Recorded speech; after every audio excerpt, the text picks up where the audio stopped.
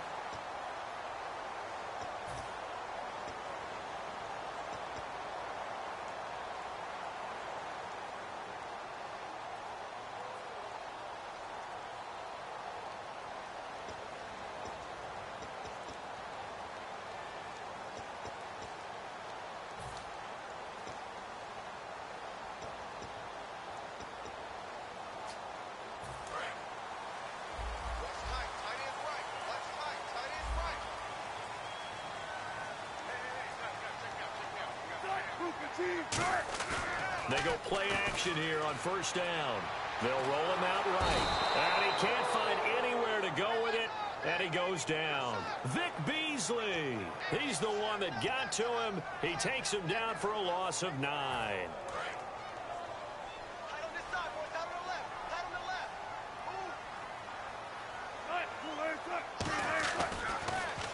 First carry for Thomas Rawls. And they'll take him down at the 31-yard line. Earlier, partner, when discussing Russell Wilson, you said you think he's best when Seattle is running back centric. Is Thomas Rawls the centerpiece going forward there? I think so, because of what he did 2 seasons ago before he got hurt.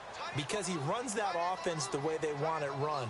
One cut, downhill, get upfield, and Thomas Rawls is perfect for that. If he stays healthy, that allows Russell Wilson now to throw the play action, the bootleg passes that really hurt other teams defensively. And Rawls has youth on his side, just 23. I don't care how many times you tell the story, it never loses its luster for me.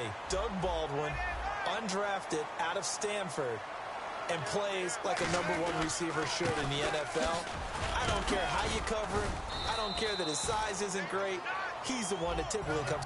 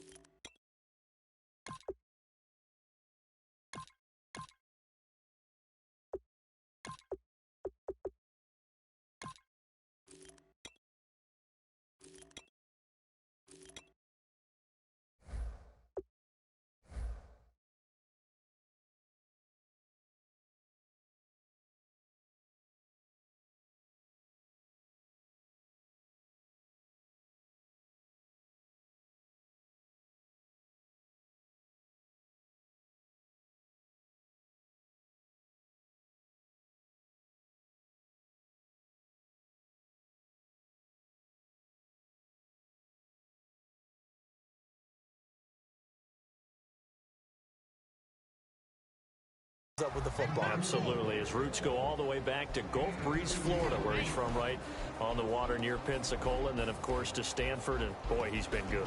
And when this offense is clicking on all cylinders, the running back is in sync as well. The focal point. Runs, catches, blocks, sets a tone for the offense.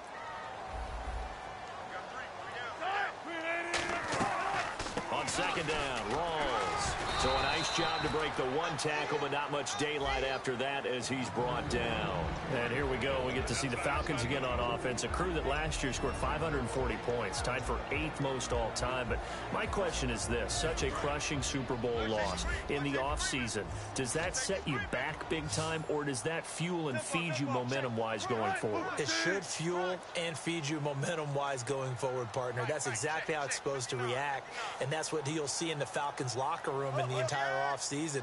They'll talk about finishing, unfinished business, things of that nature. But we have seen where teams have not recovered from it. Remember the Rams? They got to a Super Bowl, got beat by the Patriots, didn't get back there again. The Broncos in 2013, number one offense, number one scoring offense. They didn't get back in 2014, but they did in 2015. So you can recover from it. So on fourth down, as seen on TV, here's their resident strongman, John Ryan, on to punt. Back deep for the Falcons is Eric Weems. And now a low liner. I think he mishit it. Fielded just inside the 20. Only 29 yards on the punt there. Definitely not his best. And out will come the offense as they take over.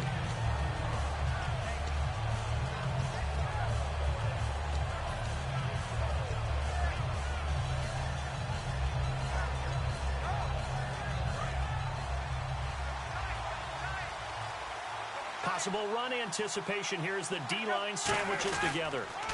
They'll run for the first time with Devontae Freeman.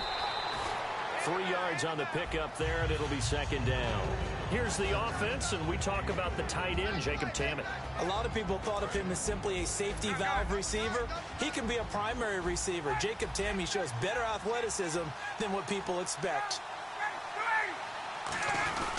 Freeman again.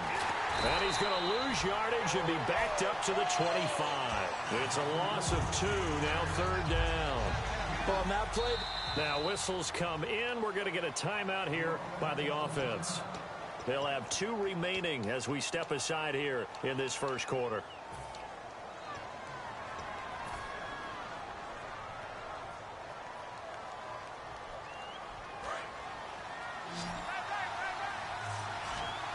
a nickel look by Seattle on third down. Yep, 5 defensive backs now. Now it's Ryan. A bullet throw, but incomplete. He was trying to hit Taylor Gabriel that time, and it's fourth down. So on fourth down, the Falcons will call on Matt Bosher to punt it away. Back deep for the Seahawks, the All-Pro returner from 2015, Tyler Lockett. And here's a very low-line drive, almost whiffed on it. Now it's Lockett. Just a 25-yard punt, not what he was hoping for by any stretch. And this offense takes over in great shape right at the 50, 1st and 10.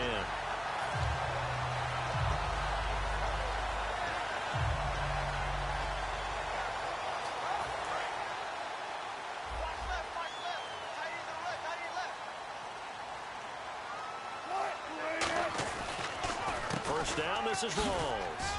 And he's going to get this one down near the 45-yard line. It's a pickup of 4, and it'll bring up second down. Not a run that you're going to write home about, but still a good first down run. That's what an offense calls staying on schedule.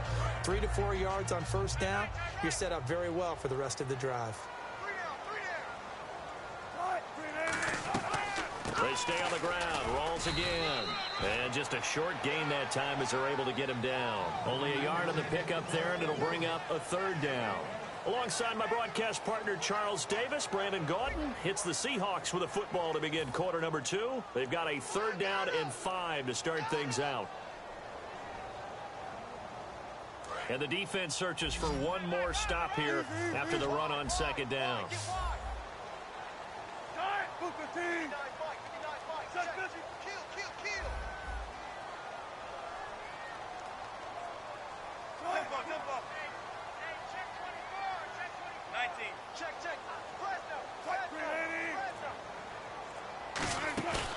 Off the play fake, here's Wilson. He finds his man, Baldwin. And he picks up the first before he's taken down at the 29. He's such a good route runner. Shows it there on third down. Very proficient and a good pass. And you know what I've observed over the years in the NFL?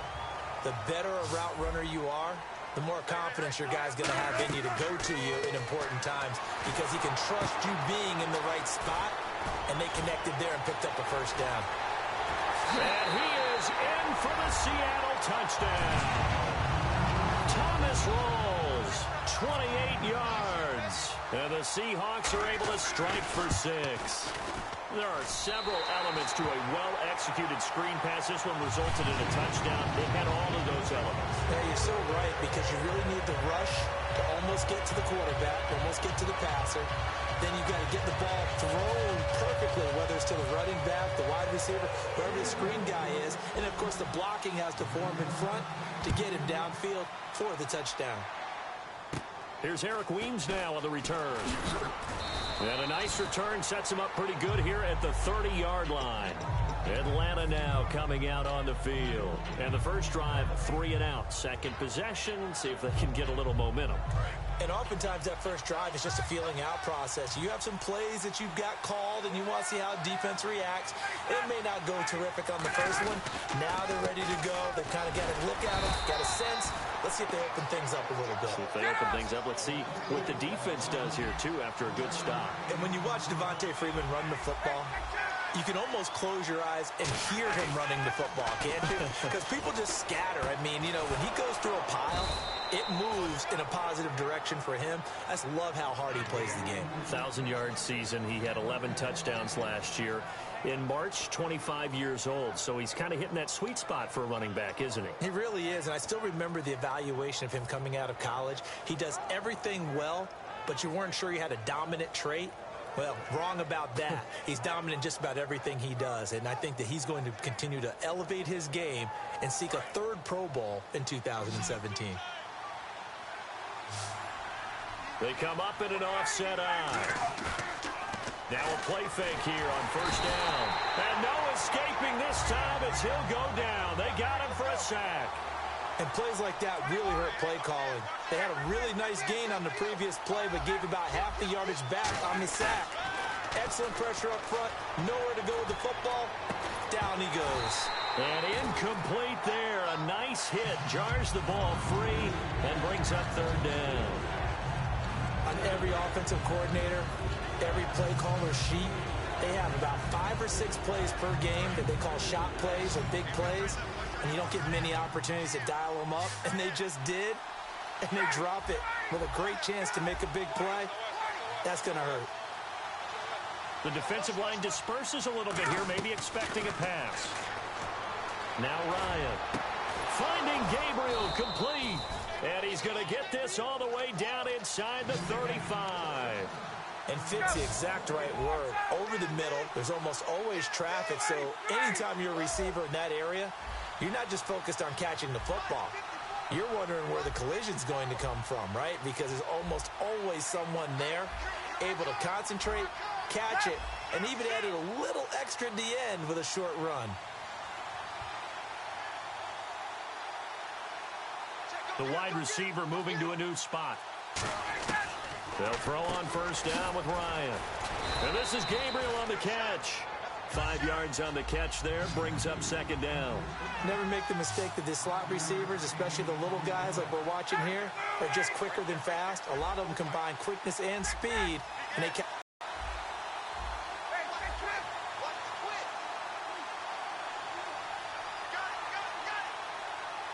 So an entertaining first half, and now we have hit the 2-minute warning.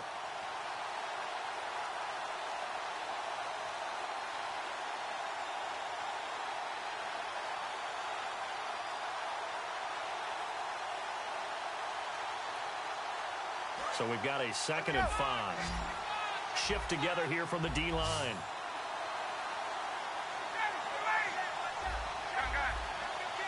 And he motions the wide receiver. Throwing again. Ryan. swings it out to the flat for Freeman. It'll be a pickup of only a yard, and it'll be third down. I know most of the time when the ball's in the air, you're thinking wide receiver, tight end, but running backs, they can be a big part of any passing offense nowadays.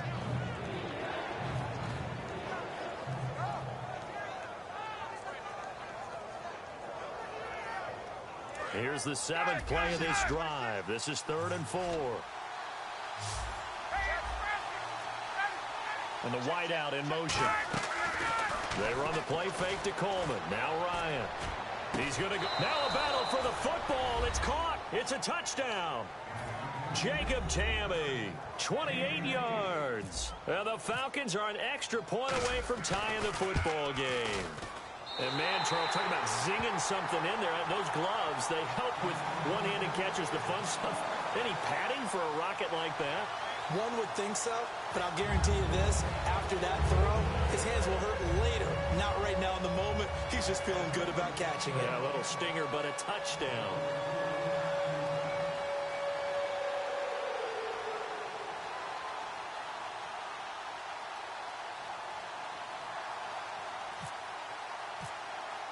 Now after the touchdown, it's Bosher to kick it away. This is taken about 7 yards deep. And no thought to bring this one out. He'll just go down to a knee, and they'll take over at the 25. And out now come the Seahawks. And they'll just simply be looking to build off the confidence of the last time out where they scored a touchdown. That confidence is powerful, isn't it? When you've scored once, you feel like you can go back out there and get it done again. Doesn't matter what the defense throws at them. They feel like they're in a groove right now, and they want to get out there and show it. Yeah, hoping to stay in that groove here this go-around. Now Wilson hit. It's loose. It's out. Fumble. And the Falcons grab it. He won't get in, but they are going to have the football in a great spot. 1st and goal at the 3-yard line. Here comes the Atlanta offense now ready to take over here. And they're going to need another score. Got one last time, but still down here. When you're playing catch-up, every possession becomes crucial, doesn't it? It's vital. Get back out on the field, punch it in the end zone again. They know it's not easy, but what they do have going for them, they did score the last time. They think they've got a good formula working. And what about the defense? Well, now you're just saying to yourself, okay, we gave up a score last time. What adjustments do we need to make to slow them down now and get the ball back for our own offense? Is it more pressure? Is it more zone? What do they have to do? They're trying to figure that out themselves. We'll see if they can figure that out right here. They come up in an offset eye. Ryan. And that is caught. Touchdown, Falcons. Austin Hooper. A 2-yard touchdown grab. And the Falcons have taken the lead. But what a quick turnaround there. They get the football. Next play, boom, touchdown. I've been in a situation before where a turnover occurs, and if you're over on the bench with your defensive mate and you talk about what to do on your next series, and all of a sudden you hear sudden change, you've got to get out on the field and defend right away. Not everyone is mentally prepared to go. Is that what is yelled on the sidelines a lot of times? That, among other things. Maybe some words we can't share here. Yeah, we'll just keep this with PG. FCC violation. No doubt.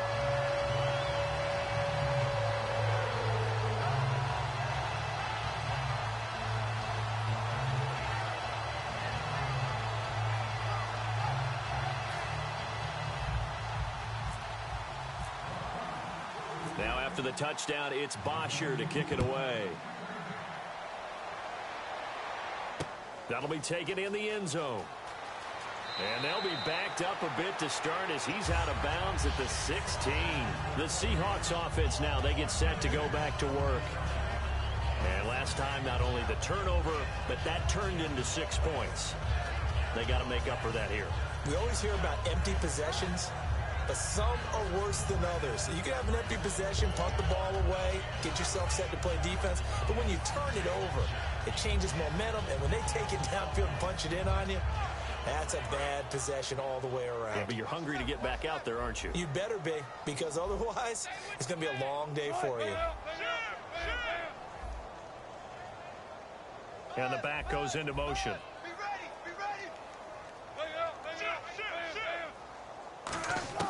On 1st down, Wilson. And he takes a shot on the release as this will be incomplete. Well, you mind if we go off topic for a second? No, you know I like to do that randomly.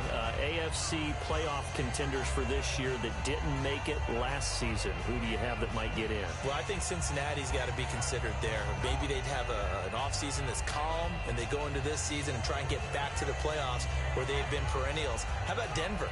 Yeah. Remember last year they didn't have the quarterback to start. Trevor Siemian played pretty well overall, but maybe they can get solidified there and ride that strong defense right back into the playoffs. I'm going to give you a little bit off the pace. Indianapolis cannot afford to squander Andrew Luck, one of the better young quarterbacks in the game. They've got to get back to the playoffs. And Buffalo, brand new head coach. He rifles one that's intercepted. A great read, and it's picked off. And they have the football and will take over at the 24-yard line. Atlanta now coming out on the field. And they were able to punch it in the end zone last time. They'll be looking to do that again here for the defense. Obviously, they'll be looking to stop them from punching it back in the end zone. It always is punch, counter punch, isn't it? And which team has the advantage? Well, let's just go back. Last time on offense, they rolled downfield, got into a good rhythm. You can see a little more bounce in and out of the huddle. You can see the sideline really get into the game. So defensively, you're thinking to yourself, how do we take that away from them? How do we get the advantage back? Let's see what they come up with. I think pressure is always the first way to go. You love pressure. I love it. Let's see if they dial it up this drive.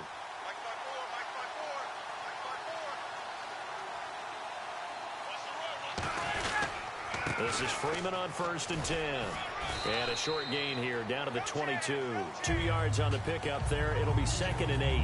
That's a good play by the guys on the defensive side of the ball. Held them to a gain of 2. And that changes the playbook a little bit now for the guy calling plays. 2nd and 8. Now he's got to probably think about going to the air instead of maybe staying with the ground game. On 2nd down, Ryan. And he's got his star receiver. It's Jones for the Falcon touchdown. Julio Jones, a 22-yard touchdown grab. And the Falcons will extend their lead.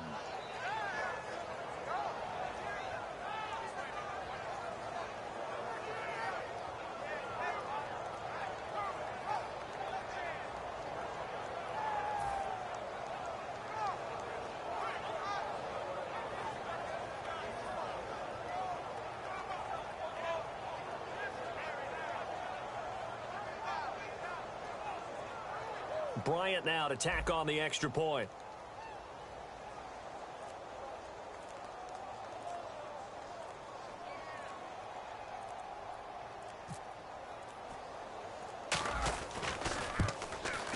And he atones for his miss the first time around, as this one is up and good to extend their lead.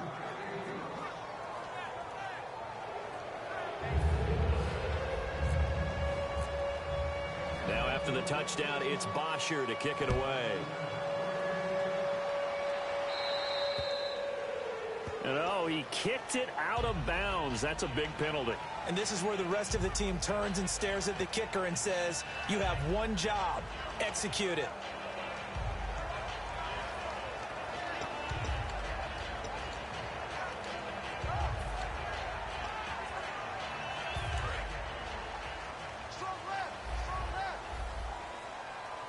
And some changes here as the D-line separates some. Now it's Wilson. Pressure comes, and Wilson's going to go down. Deion Jones in there to drop him for his 2nd sack now here tonight. And the Falcons going to use another timeout. So that means they're down to 1 remaining here as we head toward halftime.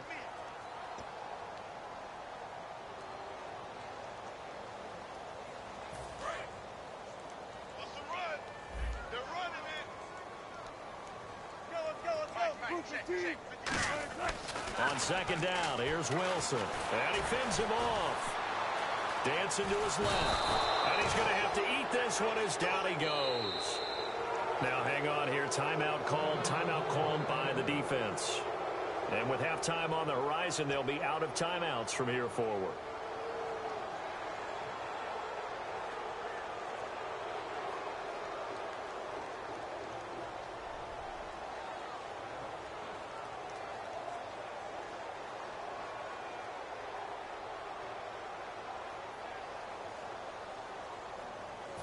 Second down, sacked by the defense. What type of pressure will they bring here on third? We'll see.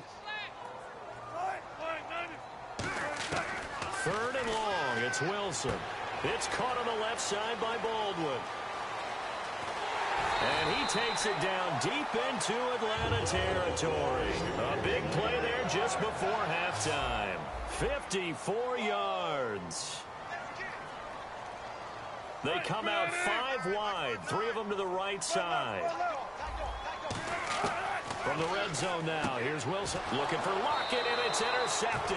A great read, and it's picked off. And his guys have got it back at the closing stages of the first half. Atlanta now coming out on the field. And the ball backed way up, so thinking with this amount of time on the clock, probably just sit on it, and we'll see these two teams.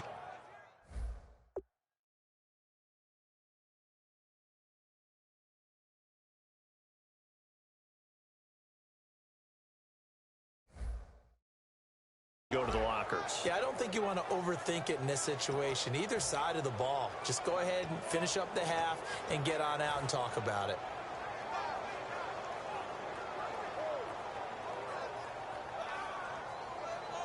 Very tough spot here for the offense to start. And now the Seahawks are going to take a timeout here on defense.